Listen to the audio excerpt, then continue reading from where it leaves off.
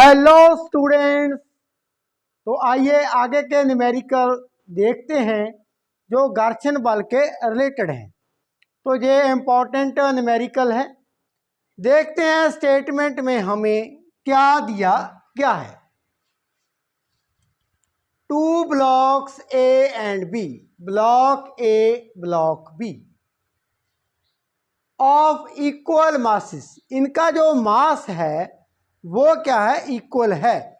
आगे, are released from an inclined plane of inclination 45 degree at time 0। तो जब time 0 था, इंक्लाइंड प्लेन से इन दोनों ब्लॉक्स को छोड़ दिया जाता है, रिलीज कर दिया जाता है। इंक्लाइंड प्लेन है वो हॉरिजॉन्टल के साथ कितना एंगल बना रहा है, दैट इज 45 डिग्री। आगे, both the blocks are initially at rest. तो पहले की अवस्था में क्या था, दोनों ब्लॉक्स वो क्या थे, रेस्ट में थे, स्टैटिक, वो दोनों रेस्ट में थी। The coefficient of kinetic friction between the blocks A and inclined plane is 0.2। तो जैसे ही एंगल 45 डिग्री होता है, ये क्या है, खिसकना शुरू कर देते हैं। मीन्स एट 45 डिग्री पर ये ब्लॉक्स नीचे को मूव करते हैं। जो कोफिशिएंट ऑफ फ्रिक्शन है किसके बीच में, ब्लॉक ए एंड जो इंक्लाइंड प्लेन है उनके बीच में coefficient of friction 0.2, while it is 0.3 for block b. तो जो block b and inclined plane है इनके बीच कोफिशिएंट ऑफ फ्रिक्शन 0.3, बी के लिए, ए के लिए 0.2। आगे, initially the block a is under root 2 metre behind the block b. तो जब इन्हें रिलीज किया जाता है तब इनकी पोजीशन क्या थी, ये रहा ब्लॉक बी, ये रहा ब्लॉक ए। जब हम इनको रिलीज करने वाले होते हैं तब जो ब्लॉक ए है वो ब्लॉक बी से कितना पीछे है, उसकी पोजीशन कितनी पीछे है, that is under root 2 metre. Block a behind the block b कितनी दूरी पर है, that is under root 2 metre. आगे, दोनों का मास क्या है, वो सेम है। When and where their front faces well come in line. तो हमसे ये पूछा गया है कहाँ पर एंड किस समय पर जो इनके फ्रंट फेसेस हैं, मीन्स ये रहा ब्लॉक ए, ये रहा ब्लॉक बी, ये दोनों ब्लॉक्स के जो फ्रंट फेसेस हैं वो एक ही लाइन पर होंगे। एंड वो समय क्या होगा जब दोनों ब्लॉक्स के जो फेसेस हैं वो एक ही लाइन पर आते हैं। तो हमने इस न्यूमेरिकल में 2 क्वेश्चन का आंसर जानना है। एक तो दोनों ब्लॉक्स का जो फ्रंट फेसेस है वो किस समय पर एक ही लाइन पर आता है एंड वो कितनी दूरी तय करते हैं दोनों ब्लॉक, जब क्या है वो उनका जो फ्रंट फेसेस है एक लाइन पर आ जाता है, मीन्स वो हमने दूरी को ज्ञात करना है। तो आइए अब इस न्यूमेरिकल को हम सॉल्व कर लेते हैं। सो स्टूडेंट, इस न्यूमेरिकल में हमारा पहला काम क्या है? हम दोनों ब्लॉक्स की एक्सेलरेशन को फाइंड करने जा रहे हैं। इन द प्रीवियस वीडियोस में मैंने अच्छी तरह से एक्सप्लेन कर दिया था, the acceleration of a block sliding down. एक ब्लॉक जब इंक्लाइंड प्लेन पर नीचे को आता है, sliding down an inclined plane of inclination कितनी होती है, कितना एंगल होगा, theta, with the horizontal is given by. तो एक्सेलरेशन का फार्मूला हमने क्या ज्ञात किया था? Acceleration equal to g in bracket sine theta minus mu, यहां पर म्यू के होगा, म्यू के कॉस थीटा। ये रही एक्सेलरेशन जब ब्लॉक्स क्या है, नीचे को स्लाइड करता है इंक्लाइंड प्लेन के ऊपर। इंक्लाइंड प्लेन कितना एंगल बनाता है with the horizontal, that is theta. अब स्टूडेंट, इस न्यूमेरिकल में हमारे पास कोफिशिएंट ऑफ फ्रिक्शन दी गई है। फॉर ब्लॉक ए के लिए हमने उसे μ1 मान लिया है, वो कितनी थी, 0.2। ब्लॉक बी के लिए उसे μ2 मान लिया, दैट इज 0.3। इस न्यूमेरिकल में हमें एक्सेलरेशन ड्यू टू ग्रेविटी कितनी रिकमेंड की गई है, दैट इज 10 मीटर पर सेकेंड स्क्वायर। तो आइए सबसे पहले ब्लॉक ए की एक्सेलरेशन को फाइंड कर लेते हैं।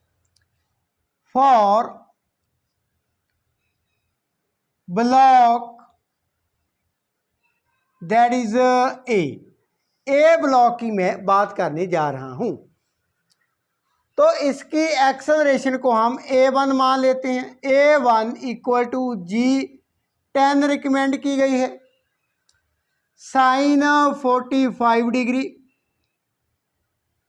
कितना एंगल दिया गया है, 45। म्यू के that is 0.2 multiply by cos 45 degree. Now sine 45 degree and cos 45 degree एक ही वैल्यू होती है, 1/√2। So students, a1 equal to 10 sine 45 degree 1/√2 minus 0.2 multiply by 1/√2। 1/√2 इसे कॉमन कर लेते हैं, 10/√2 इन ब्रैकेट 1 माइनस 0.2। तो इसे भी फर्दर सॉल्व कर लेते हैं। डेसिमल को रिमूव किया, 2/10। सो 10/√2 in bracket 10 is the LCM, 10 minus 2। आगे 10/√2 मल्टीप्लाई बाय 8/10। 10 के साथ 10 cancel. So acceleration of the block a1 that is 8/√2।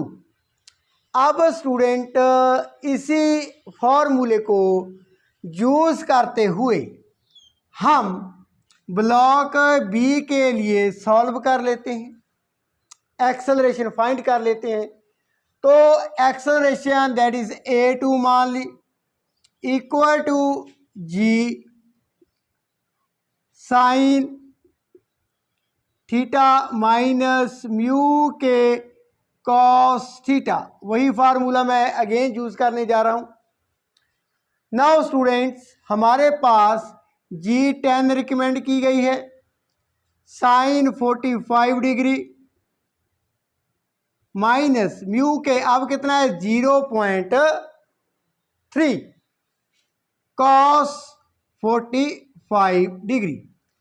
सो यहाँ पर 1/√2 माइनस 0.3 ओवर √2, अगेन 1/√2 हम कॉमन का लेते हैं, 10/√2 1 माइनस 0.3, डेसिमल को रिमूव कर देते हैं 3/10।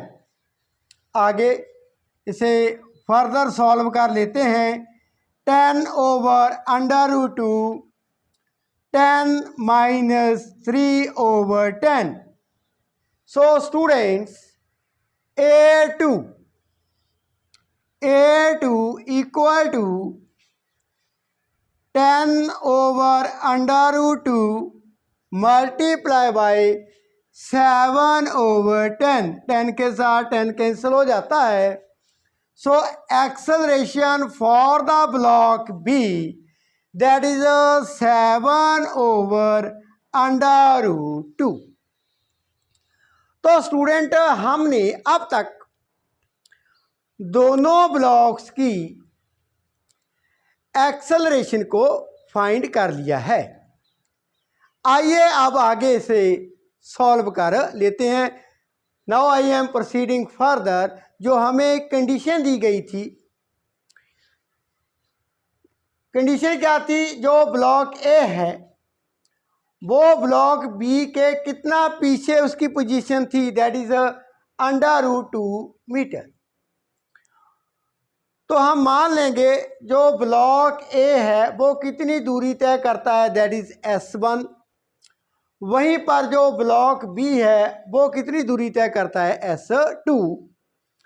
तो आइए अब इसे फर्दर हम सॉल्व कर लेते हैं। तो स्टूडेंट, हमने एक्सेलरेशन दोनों ब्लॉक्स की फाइंड कर ली है। अब स्टूडेंट यहाँ पर क्या है, let S1 and S2 be the distance travelled by the block A and B respectively in time t। तो t समय में जो ब्लॉक A है वो कितनी दूरी तय करता है, S1। ब्लॉक B कितनी दूरी तय करता है, दैट इज S2। दोनों ब्लॉक्स का मास क्या था, सेम था। तो t समय के पश्चात मीन्स वो एक ही लाइन में होंगे। यह समय हमने फाइंड करना है। अब आगे, when their front faces come in line with each other, ये वो समय है t। And S1 and S2 क्या है, दूरी उन्होंने तय की है in the given time t में। तो स्टूडेंट अब देखें, जो S1 है ब्लॉक ए दूरी तय करता है,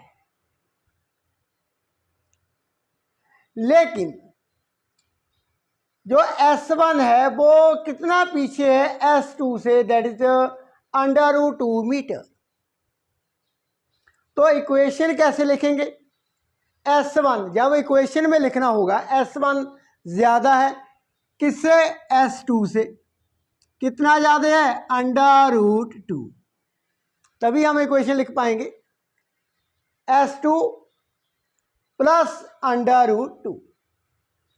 तो again S1 and S2 be the distance traveled by the blocks A and B respectively in time t।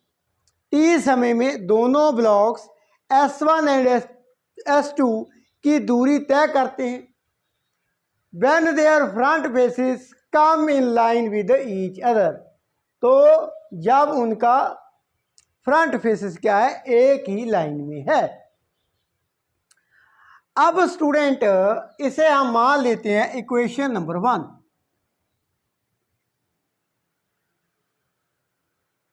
अब इनिशियली जो ब्लॉक ए एंड बी थे वो क्या थे, रेस्ट पोजीशन में।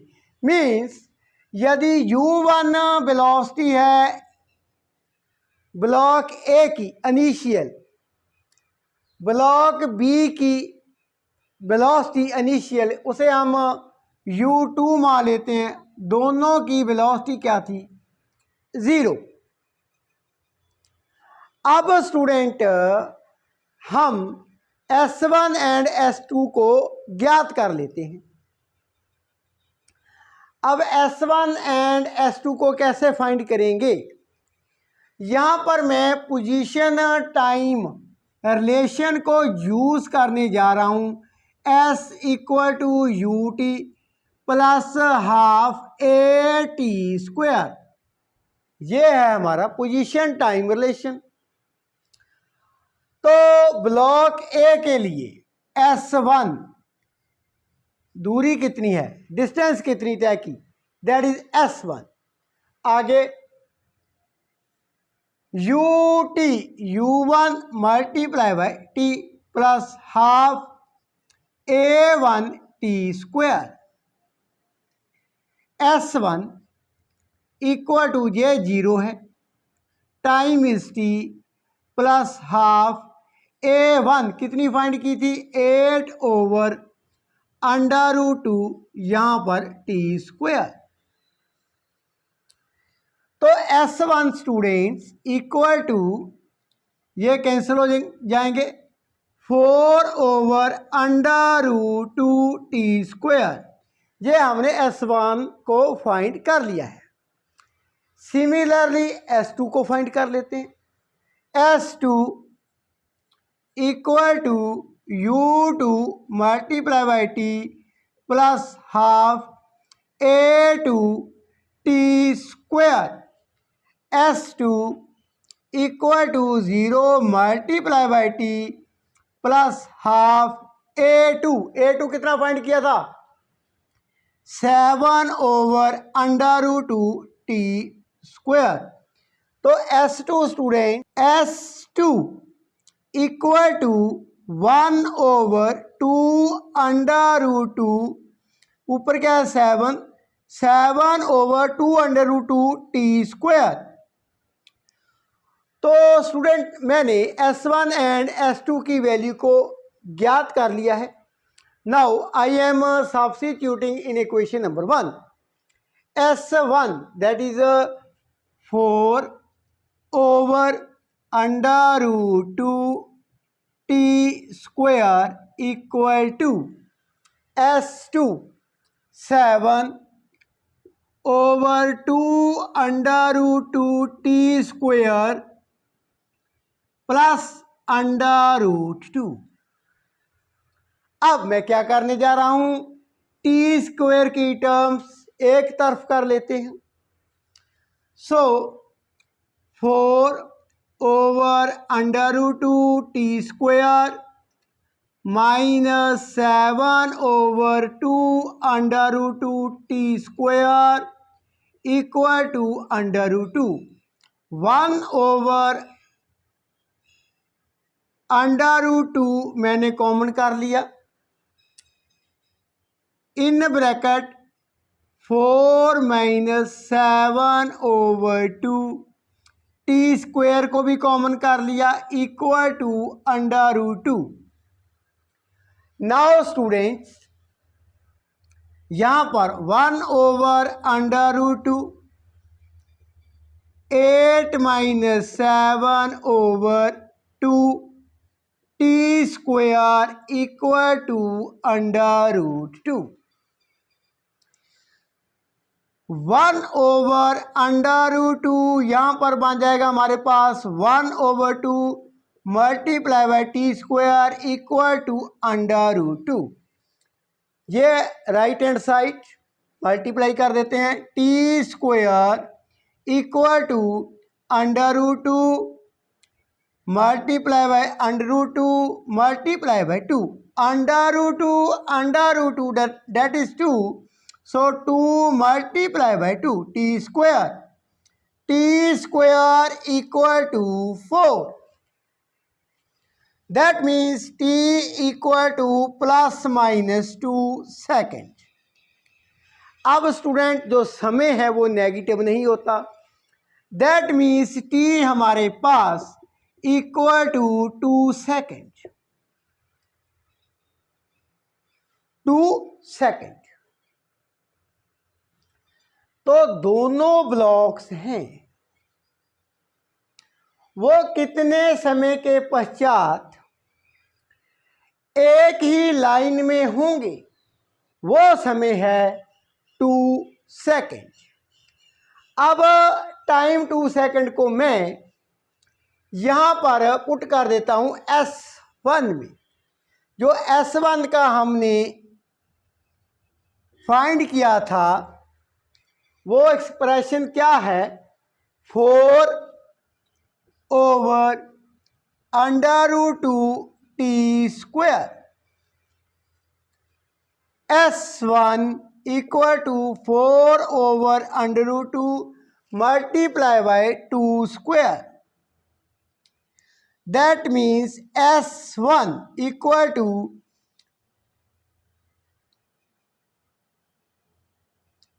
4 over under root 2 multiply by, इसे ऐसे लिख लेते हैं 2 मल्टीप्लाई बाय 2. अब एक 2 को मैं अंडर रूट 2 ऐसे लिख सकता हूं. S1 equal to 4 over under root 2 multiply by 2 under root 2. इसके साथ ये cancel. S1 equal to 8 under root 2 metre. आप ऐसे भी डायरेक्ट भी लिख सकते हैं मल्टीप्लिकेशन करके, और ऐसे भी लिख सकते हैं S1 equal to 8 under root 2 metre. तो स्टूडेंट्स दोनों ब्लॉक कब मिलेंगे, जब ब्लॉक S1 कितनी दूरी तय कर लेता है, that is 8 under root 2 metre. तो दोनों ब्लॉक्स के फेसेस एक ही लाइन पर कब होंगे, जब यदि हम ब्लॉक ए से मेज़र करते हैं डिस्टेंस, जहाँ पर वो पहले क्या था उसकी पोजीशन थी, बिगिनिंग से वो कितनी दूरी तय कर लेता है, 8 अंडर रूट 2 मीटर. वहाँ पर दोनों ब्लॉक्स के जो फेसेस हैं वो क्या है, एक ही लाइन में होंगे. एक हमने जे फाइंड कर लिया है, एंड और क्या फाइंड करना था, कितने समय के पश्चात.